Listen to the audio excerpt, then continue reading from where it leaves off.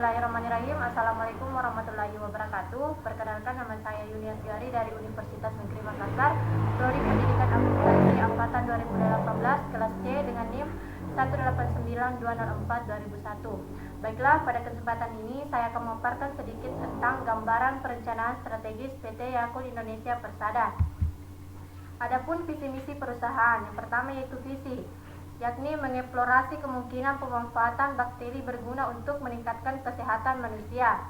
Misinya yaitu sebagai pelopor prebiotik minuman Yakult yang sehat yang membantu dalam menjaga usus. Adapun tujuan dan sasaran perusahaan. Tujuan yang pertama yaitu meraih profit dan benefit perusahaan dengan menjadi pelopor prebiotik minuman sehat untuk keluarga dengan mengoptimalkan untuk pemeliharaan usus melalui tenaga kerja dan karyawan yang memiliki komitmen terhadap perusahaan dan lingkungan. Tujuan yang kedua yaitu memberikan komitmen kepada konsumen untuk tetap mempertahankan misi tersebut dengan mengintegrasikan semua aspek perusahaan. Sasarannya yaitu untuk semua lapisan masyarakat. Adapun analisis yang digunakan pada perencanaan itu yaitu analisis SWOT dengan melihat pada faktor internal seperti strength atau kekuatan, weakness atau kekurangan. Adapun faktor eksternalnya yaitu opportunity atau peluang, yakni kesempatan, threat atau ancaman. Yang pertama yaitu kekuatan atau strength. Yang pertama, Yakult merupakan satu-satunya minuman prebiotik yang mengandung bakteri yang bermanfaat bagi tubuh manusia, yaitu bakteri Lactobacillus aedes strain. Yang kedua yaitu cita rasa yang terdapat pada Yakult murni tanpa tambahan rasa, karena Yakult merupakan minuman susu fermentasi yang dibuat dengan cara memfermentasikan susu bubuk skim yang mengandung bakteri asam laknat hidup Lactobacillus casein strain dibandingkan minuman kesehatan lainnya, sehingga rasa dan warna Yakult pun lebih alami dan higienis. C yaitu Yakult berhasil meraih berbagai penghargaan, yaitu berhasil meraih penghargaan Top Brand Award dan Indonesia Best Brand Award 2008 bantuan ambulans untuk korban gempa Yogyakarta. Yang kedua yaitu weakness atau kekurangan. A. Karena Yakult minuman yang dibuat dengan cara memfermentasikan susu bubuk skim yang mengandung bakteri asam laknat, maka Yakult harus selalu disimpan di dalam pendingin di bawah 10 derajat Celcius, karena penyimpanan di dalam pendingin akan menjaga bakteri Yakult tetap non-aktif. Bagian B, belum banyaknya varian yang dibuat oleh Yakult. Yakult baru membuat 2 varian produk, yaitu Yakult dan Yakult Ace, di mana Yakult Ace ini pun barangnya masih diimpor dari Malaysia. C. Cara rekrutmen yang dilakukan oleh PT Yakult yang menggunakan HAMS menimbulkan masalah adanya nepotisme. D. Transportasinya masih menggunakan angkutan darat. E. Manajemen kurang siap terhadap perubahan. F. Kurang menyerap tenaga kerja karena PT Yakult Indonesia Persada telah menggunakan teknologi modern. Bagian yang ketiga yaitu opportunity atau peluang, yakni kesempatan.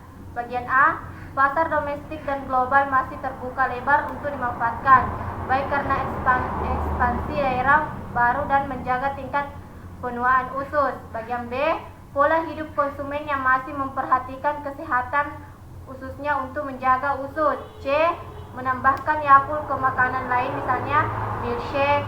D. Masih sedikitnya kompetitor yang mengembangkan produk seperti Yakult ini. Bagian yang keempat yaitu threat atau ancaman. Bagian A, banyaknya minuman-minuman prebiotik yang beredar di pasar Indonesia saat ini.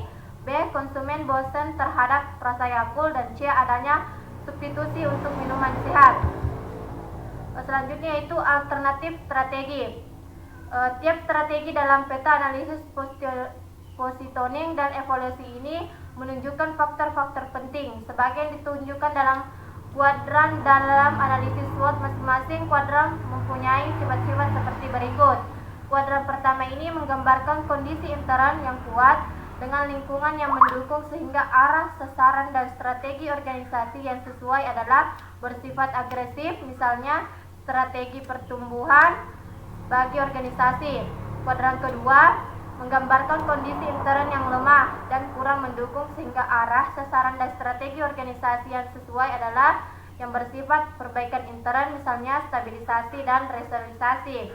Kuadran ketiga ini menggambarkan kondisi intern yang kuat dan lingkungan yang kuat mendukung, sehingga arah, sasaran, dan strategi organisasi yang sesuai adalah berorientasi ke luar, misalnya diversifikasi dalam hal bentuk pelatihan dan pendidikan. Kuadran keempat ini menggambarkan kondisi intern yang lemah dan kondisi eksternal yang kurang mendukung, sehingga arah, sasaran, dan strategi organisasi yang sesuai adalah yang bersifat defensif, misalnya mempertahankan eksistensi. Berdasarkan analisa SWOT dapat dilakukan strategi diversifikasi konglomerat, yaitu dengan menambahkan produk-produk baru, karena saat ini produk yang ada telah jenuh dan perusahaan mempunyai peluang untuk membeli bisnis yang tidak berkaitan dan merupakan peluang investasi yang menarik maupun mempunyai modal dan kemampuan manajemen yang dibutuhkan dalam bersaing di industri baru. Maka dapat diberikan beberapa saran sebagai berikut. Yang pertama yaitu menambah varian rasa pada produk maupun pengembangan kemasan pada produk. Yang kedua, menjaga produk agar tetap berbahan alami. Yang ketiga, melakukan maintenance terhadap mesin dan teknologi, karena sebagian besar proses produksi menggunakan mesin dan teknologi. Untuk strategi unit bisnis, PT Yakult Persada menggunakan strategi fokus diferensiasi. Saat ini perusahaan belum mengalami penurunan yang terlalu tinggi, namun masyarakat sudah merasa jenuh dengan produk yang terdapat pesaing baru yang pengembangannya mulai terlihat. Maka langkah yang perlu diambil untuk menjalankan strategi tersebut, yang pertama yaitu pengembangan marketing, di mana PT Yakult Indonesia Persada telah memiliki karyawan yang terbatas. Karena perusahaan ini memiliki peralatan berteknologi tinggi, perusahaan harus mengeluarkan produk baru yang masih berhubungan dengan produk lama. Namun untuk merealisasikan proyek tersebut, maka dibutuhkan tenaga kerja sales profesional. Munculnya produk baru harus diimbangi dengan program promosi dan tenaga sales yang handal, ditambah dengan program promosi. Kedua yaitu pengembangan tenaga research and development yang semakin kuat. Untuk pengembangan produk baru, maka tim research dan development dibutuhkan. Hal ini dilakukan untuk membuat penelitian dalam mengetahui produk yang dibutuhkan masyarakat atau persepsi masyarakat mengenai suatu produk. Hasil dari penelitian tersebut digunakan untuk menciptakan sistem baru yang lebih baik bagi perusahaan dengan melakukan pelatihan untuk tim research dan development. Yang ketiga yaitu pengembangan produk dengan varian rasa. PT Yakult Indonesia Persada perlu mengembangkan produknya menjadi produk Yakult yang memiliki varian rasa untuk menghindari fast delivery produk. Selanjutnya yaitu inti dari pembahasan kali ini, yaitu perusahaan Yakult Indonesia Persada perlu menerapkan strategi fokus diferensiasi yang dapat kami rumuskan sebagai berikut. Strategi bisnisnya yaitu fokus diferensiasi. Program pertama yaitu penambahan tenaga sales profesional sebanyak 5 orang, dapat meningkatkan pertumbuhan penjualan sebesar 40 juta per bulan. Targetnya yaitu penambahan 5 tenaga sales, menambah pertumbuhan penjualan sebesar 40 juta per bulan. Realisasinya yaitu pertumbuhan penjualan sebesar 40 juta per bulan, kinerja 100%. Program kedua yaitu event promosi di Jakarta, Surabaya, Bali, menambah pertumbuhan penjualan sebesar 15 juta per bulan. Target yaitu terlaksana 3 event dengan disertai penambahan penjualan sebesar 15 juta. Realisasi yaitu penambahan penjualan sebesar 10 juta. Kinerjanya yaitu 66,67%. Program ketiga yaitu pelatihan tim research and development, membuat kinerja tim semakin lebih baik sehingga berperan dalam proses terjual produk baru di pasaran mencapai keuntungan 30 juta per bulan. Namun targetnya yaitu produk laku di pasaran mencapai keuntungan 30 juta per bulan. Realisasi produk laku di pasar mencapai keuntungan 30 juta per bulan, kinerja 100%. Program ketiga yaitu penelitian untuk produk baru sehingga produk baru laku di pasaran sebesar 60 juta per bulan.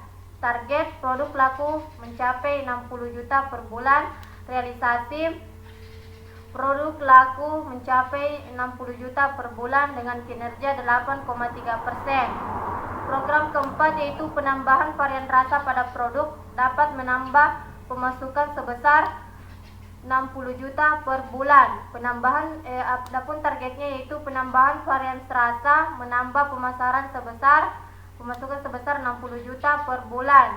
Realisasi yaitu memberikan pemasaran sebesar 50 juta per bulan dengan kinerja 83,3%.